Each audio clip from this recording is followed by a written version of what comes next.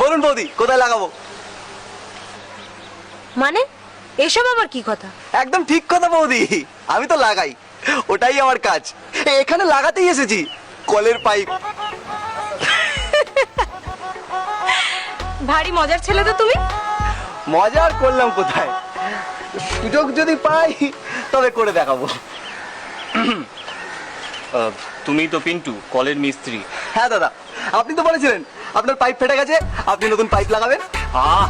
আমার পাইপ ফাটতে যাবে কেন?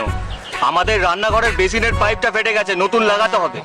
কথাবার্তা একটু ঠিকঠাক করে বলো, একজন মহিলা আছে তো। কেন দাদা, আমি কি কোনো নোংরা কথা বললাম? দেখুন বৌদি, আমার সাদা মনে কোনো কাদা নেই। আমি দাদাকে দাদা বলি আর গাধাকে গাধা বলি। আমি দাদাকে কোনোদিন গাধাও বলি না, আর গাধাকে কোনোদিন দাদাও বলি না। অবশ্য যাদের মনে পাপ থাকে তারা আমাকে ভুল বোঝে। ঠিক আছে ঠিক আছে, তুমি বড্ড বেশি কথা বলো। চলো তোমাকে কাজের জায়গাটা দেখিয়ে দিই। ও মা, বৌদি যাবে না? ইয়ার কি করছো তুমি? হ্যাঁ, আমি দেখাবো হবে না, তোমার বৌদিকে লাগবে। না না, আপনি আবার আমাকে ভুল বুঝছেন।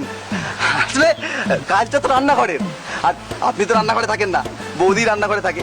তো বৌদি ভালো মতো বোঝাতে পারবে আপনার পাইপে কি ডিস্টার্ব আছে। বারবার বলছি আমার পাইপ না, বেসিনের পাইপ, বেসিন। হ্যাঁ, আর এবারই সবই তো আপনার। চলুন বৌদি, কাজটা দেখিয়ে দেবেন, চলুন। কি গো, যাবো? চলো। দাদা বলছি, বৌদি তো আছে, বৌদি বুঝিয়ে দেবে। আপনি আবার গিয়ে খামোখা কেন ভিড় বাড়াবেন? এমনি রান্নাঘর ছোট জায়গা। আরে বড্ড বেশি কথা বলো তুমি।